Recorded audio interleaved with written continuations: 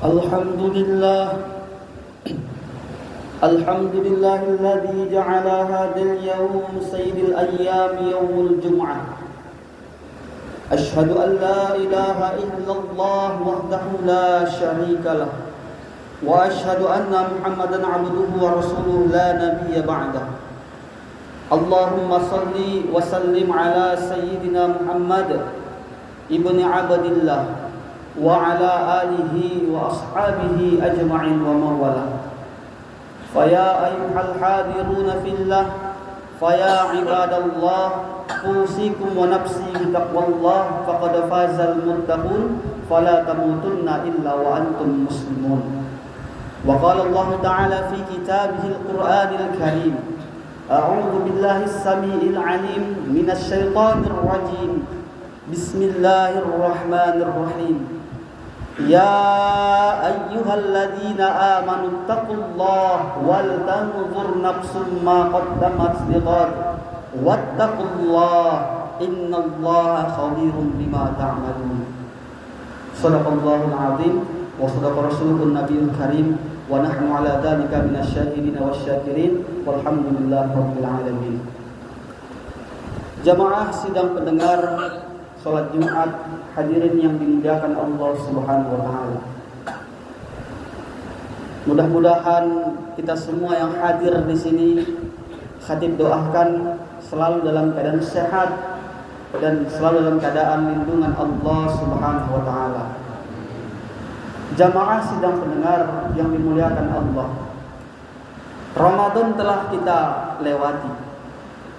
Ada sebuah kisah menarik yang sempat dulu pernah terjadi di zaman Rasulullah sallallahu alaihi wasallam. Izinkan khatib untuk menyampaikan kisah ini. Dulu ketika Rasulullah sallallahu alaihi wasallam yang mulia berada di sebuah masjid tercinta, Masjid Nabawi, bersama dengan sahabatnya yang mulia, dalam sebuah khutbahnya terjadi fenomena yang langka, yang luar biasa. Ketika Rasulullah sallallahu alaihi wasallam menaiki tangga mimbar yang pertama, tiba-tiba Rasulullah sallallahu alaihi wasallam mengucapkan amin. Ini enggak pernah terjadi sebelumnya. Naik ke tangga yang kedua, Rasul juga mengucapkan amin. Naik sampai ke tangga mimbar yang ketiga, Rasul juga mengucapkan amin. Tentu sahabat bertanya kepada Rasulullah di usai khutbahnya, "Ya Rasulullah, kenapa engkau mengucapkan amin?" Ternyata Rasulullah sallallahu alaihi wasallam menjawab, "Wahai sahabatku, ja'ani Jibril. Ketika saya naik ke tangga mimbar yang pertama, datang malaikat Jibril mendoakan. Syakia abdun," kata malaikat Jibril, "celakalah seorang hamba yang mendapati bulan si Ramadan tetapi dia tidak mendapatkan ampunan." Maka Rasulullah di saat itu mengucapkan amin. Jamaah sidang pendengar salat Jumat yang dimuliakan Allah Subhanahu wa taala. Malaikat Jibril berdoa dan diaminkan Rasulullah, ini jelas makbul. Kita berlindung kepada Allah daripada termasuk kategori orang-orang yang didoakan malaikat Jibril. Apa yang dimaksud malaikat Jibril tersebut? Hari ini Ramadan telah berlalu meninggalkan kita, Bapak. Demi Allah, demi Rasulullah, sangat rugi sekali kalau kita tidak mendapatkan ampunan. Sementara bulan si Ramadan adalah bulan yang penuh dengan ampunan. Man qoma Ramadana imanan wa ihtisaban, dalam hadis lain, man shoma Ramadana imanan wa ihtisaban, ghufira lahu ma taqaddama min dzambi. Barang siapa yang pagi hari sampai sore harinya berpuasa dan malam harinya mendirikan sholat tarawih, akan diampunkan dosanya oleh Allah atas dosa-dosa yang telah diperbuatnya, yang telah berlalu, yang terdahulu tentunya. Dan Rasul juga bersabda, "Kam min shaimin laisa lahu min siyamihi illa ju' wal atas." Berapa banyak yang berpuasa tetapi tidak mendapatkan apa-apa kecuali hanya menahan haus dan lapar saja. Hari ini sayangnya kesempatan kita untuk menggapai banyak kebaikan dan ampunan di bulan Ramadan telah berlalu. Karena hari ini faktanya kita berada di tanggal 5 bulan Syawal. Ramadan telah pergi meninggalkan kita. Ramadan telah pergi, tapi tahun depan Ramadan akan datang kembali. Ini menjadi pengingat dan nasihat untuk kita. Kenapa? Ketika Ramadan tahun depan kembali, pertanyaannya, siapa yang memastikan kita akan hidup sampai bisa merasakan Ramadan tahun depan? Hadirin sidang pendengar salat Jumat yang dimuliakan Allah Subhanahu wa taala. Mari kita meminta umur yang panjang agar di tahun depan kita masih diizinkan Allah untuk hidup dan masih dapat meraih banyak kebaikan serta ampunan pada bulan suci Ramadan. Karena hari ini Bapak, banyak orang yang sudah berada dalam kubur, yang sudah berada di dalam barzah, yang sudah lama meninggal dunia. Mereka hanya minta satu saja doa. Andaikan aku hidup satu hari saja di bulan suci Ramadan. Kenapa mereka sampai minta berdoa seperti itu? Karena orang-orang yang telah meninggal ini ternyata mengetahui banyak sekali keuntungan yang didapatkan di bulan suci Ramadan. Mereka gak minta sampai 30 hari, tapi mereka minta satu saja. Tapi ini permintaan yang mustahil dikabulkan Allah Subhanahu wa taala. Hadirin sidang pendengar salat Jumat yang dimuliakan Allah. Kemudian ketika menaiki tangga yang kedua, Rasulullah sallallahu alaihi wasallam mengucapkan amin. Dan apa jawab Rasulullah? Wahai sahabatku, ketika saya menaiki tangga yang kedua, saya mendengar malaikat Jibril berdoa, Syakia abdun, celakalah seorang hamba yang ketika namaku disebut, yang ketika nama Nabi Muhammad sallallahu alaihi wasallam disebut, tapi mereka enggan untuk mengucapkan sholawat. Maka hari ini jadi motivasi untuk kita Bapak. Kapanpun, di ayil makan, bikulil wa, kapanpun, dimanapun, saat kita mendengar nama Nabi Muhammad sallallahu alaihi wasallam disebut atau terucap atau terdengar, mari sama-sama kita banyak kirimkan sholawat. Sekurang-kurangnya Allahumma sholli wa sallim wa barik alaihi atau sallallahu alaihi wasallam. Inna Allah wa malaikatahu yusalluna 'alan nabi ya ayyuhalladzina amanu sallu 'alaihi wa sallimu taslima.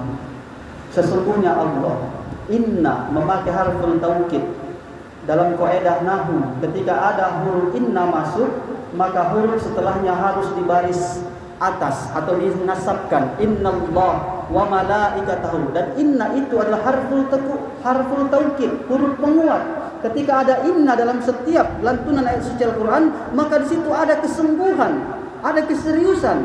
Seperti firman Allah, la in syakartum la azidannakum wa la in kafartum inna adzabi lasyadid. Kalau kamu bersyukur pada aku, nikmat akan kutambah. Tapi kalau kamu berkufur, ingatlah sesungguhnya, kata Allah. Berarti Allah serius.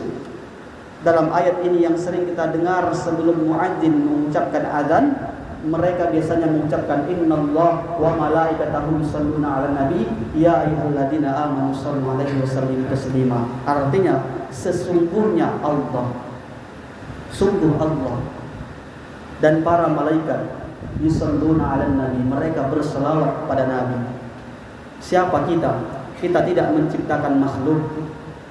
Kita tidak semulia malaikat yang jarang berbuat dosa. Sedangkan Allah dan malaikat saja mau berselawat pada Nabi. Kita sebagai ciptaan, apa yang membuat kita enggan untuk berselawat? Maka ke depan banyak-banyak berselawat, terutama ketika mendengar lantunan azan pada kalimat asyhadu anna Muhammadar Rasulullah. Dalam hati seraya kita berkata, Allahumma sholli ala sayyidina Muhammad wa ala ali sayyidina Muhammad. Atau lagi dulu kita terdengar nama Muhammad, langsung kita kirimkan Allahumma sholli ala sayyidina Muhammad wa ala ali sayyidina Muhammad. Dan yang ketiga, menaiki tangga mimbar yang ketiga, Rasul menjelaskan, Jibril berdoa, wahai sahabatku, Syakia abdun, celakalah seorang hamba yang masih ada orang tuanya, walidayhi au ahaduhuma, masih ada kedua orang tuanya atau salah satu kedua orang tuanya itu, apakah itu ayah ataukah itu ibu, yang masih hidup tetapi tidak mendapatkan surga melalui keridhaannya. Jamaah sidang pendengar salat Jumat yang dimuliakan Allah, diaminkan oleh Rasulullah. Ini khususnya terkena kepada seorang anak yang durhaka kepada orang tuanya. selagi masih ada orang tua kita, baik-baik kita sama orang tua, berbakti sama orang tua, banyak-banyak doakan orang tua. 5 menit saja dalam sholat kita, izinkan khatib mengajak hadirin sekalian untuk berdoa. Artinya apa? Selagi masih ada orang tua. Nanti kalau sudah tidak ada, tak bisa lagi kita banyak-banyak berbakti. Kalau sudah tidak ada, baru terasa dia. 9 bulan 10 hari mak kita mengandung kita dalam kandungannya. Ketika mau melahirkan ini bertaruh melawan nyawa, bertaruh mati-matian. Banyak juga seorang ibu yang mati dalam melahirkan. Saat itu andai Allah kasih pilihan, mau pilih mana? Mau pilih anak selamat atau ibu? Pasti orang tua akan pilih kita yang selamat. Dan biarkan saja aku mati Allah, yang penting anakku jangan. Hadirin sekalian, ketika kita masih kecil, ibu kita lah satu-satunya manusia yang tak jijik untuk mencuci membasuh kotoran najis kita. Ketika kita masih kecil, seekor nyamuk pun tak rela dia jadikan tubuhnya sebagai selimut yang melindungi kita daripada nyamuk. Hadirin sekalian yang dimuliakan Allah, ibu dan ayah adalah orang yang rela tak tidur, tak lelap tidurnya karena menyenyakkan tiduran kita. Ibu dan ayah orang yang rela menahan beli baju baru, menahan untuk beli sepatu baru untuk membelikan anaknya. Ibu dan ayahlah orang yang rela mengutang. Ibu dan ayahlah orang yang rela mengambil jalan yang haram untuk mensekolahkan anaknya, untuk mengabulkan apa yang diminta anaknya. Hari ini kita tahu setelah kita menjadi seorang ayah. Hari ini kita tahu setelah kita menjadi orang tua. Hadirin sekalian yang berbahagia, jangan sampai kita durhaka kepada orang tua. Demi Allah, demi Rasulullah, tidak ada keuntungan sedikit pun kalau kita berdurhaka kepada orang tua. Tapi Masya Allah, tabarakallah, banyak orang yang menjadi sukses karena dia berbakti kepada orang tua. Hari ini khatib dapat berdiri di mimbar yang mulia ini, bukan karena khatib hebat, tapi karena doa mak khatib yang kuat. Tapi hari ini orang tua khatib telah meninggal dunia. Dan bagi kita yang sudah duluan orang tua meninggalkan kita, mari banyak-banyak berdoa agar orang tua kita dikubur terang kuburnya, mendapatkan keringanan siksa, dan nantinya dimasukkan Allah ke dalam surganya. Amin amin ya rabbal alamin. Selanjutnya, kami selaku khatib tentu mengajak agar kita meningkatkan ketakwaan kita. Sebagaimana bulan Syawal berasal dari bahasa Arab yang artinya syala. Syala artinya adalah setimbangan dengan kalimat irtafa'a yang artinya meningkatkan atau meninggikan. Syala diartikan meningkat atau membawa. Maka Syawal diartikan adalah bulan peningkatan. Ramadan telah berlalu meninggalkan kita. Harapan terbesarnya adalah kebiasaan-kebiasaan baik yang kita lakukan di bulan suci Ramadan, kalau bisa di bulan Syawal ini lebih dimaksimalkan kembali. Lebih kita tingkatkan kualitas takwa kita kepada Allah, lebih kita tingkatkan kualitas iman kita kepada Allah Subhanahu wa taala. Semoga apa yang dapat khatib sampaikan pada Jumat kali yang berbahagia ini kiranya dapat bermanfaat buat kita semua, khususnya pribadi. Kami mengucapkan minal aidin wal faidin, mohon maaf lahir dan batin. Taqabbalallahu minna wa minkum tilawatahu. Innallaha wa malaikatahu yusholluna 'alan nabi. Banyak-banyak berselawat kepada Nabi, dan kemudian banyak-banyak lebih beristighfar kepada Allah Subhanahu wa taala, karena Rasulullah adalah orang yang mulia. Satu hari paling sedikit 100 kali beristighfar. Padahal Rasulullah adalah orang yang mulia, dijamin masuk surga dan tidak akan masuk neraka. Siapa yang menjamin kita masuk surga? Dan tak ada yang menjamin kita bebas daripada siksa neraka. Tapi Rasulullah satu hari istighfar 100 kali paling sedikit. Artinya karena Rasulullah ingin memberikan contoh kepada umatnya. Walaupun tak semua sunnahnya bisa kita tiru, namun setidaknya ada sedikit demi sedikit maksimal yang bisa kita jadikan Rasulullah sebagai suri teladan kita. Dan mudah-mudahan karena itu kita bisa lebih meningkatkan ketakwaan, sehingga dengan modal takwa tersebutlah Allah kasih kita ridho. Kalaulah kita berpikir karena sholat masuk surga, terlalu murah harga sholat dibandingkan surganya Allah. Tapi ternyata Allah banyak memasukkan hambanya bukan karena sholatnya, bukan karena amal ibadahnya, bukan karena puasa dan ngajinya, tapi Allah masukkan surga seorang hamba karena ridho Allah. Dulu zaman Nabi Musa ada yang membunuh sampai 100. Awalnya 99 sudah dia bunuh. Datang kepada orang yang mulia, dia tanya, "Wahai orang mulia, apakah saya ketika bertobat masuk surga?"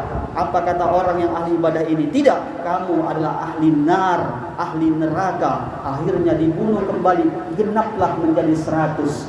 Sehingga datanglah dia kepada Nabi Musa dan bertanya kepada Nabi Musa, "Saya telah membunuh orang sebanyak 100, apakah saya layak dan pantas mendapatkan surga?"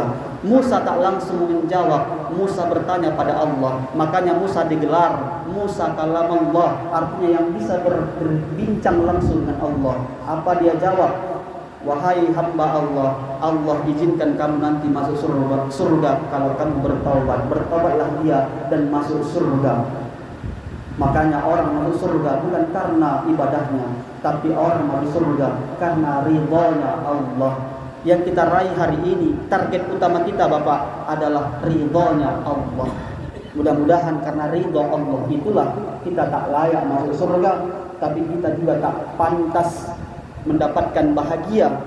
Namun di samping itu kita juga tak mampu menahan siksa neraka. Untuk itu kita hanya minta semoga Allah memberikan ridhonya kepada kita. Dan ingat, ridhollaha fi ridho walidain wa subtullaha fi subtil walidain. Ridhonya Allah terletak pada ridhonya orang tua, dan murkanya Allah terletak pada murka orang tua. Mudah-mudahan ini bermanfaat buat kita semua, khususnya pribadi. Amin amin ya rabbal alamin. Barakallahu li wa lakum fil Qur'anil azimil karim wa nafa'ani wa iyyakum bima fihi minal ayati wal dzikril hakim wa taqabbalallahu minna wa minkum tilawatahu innahu huwas samiul alim.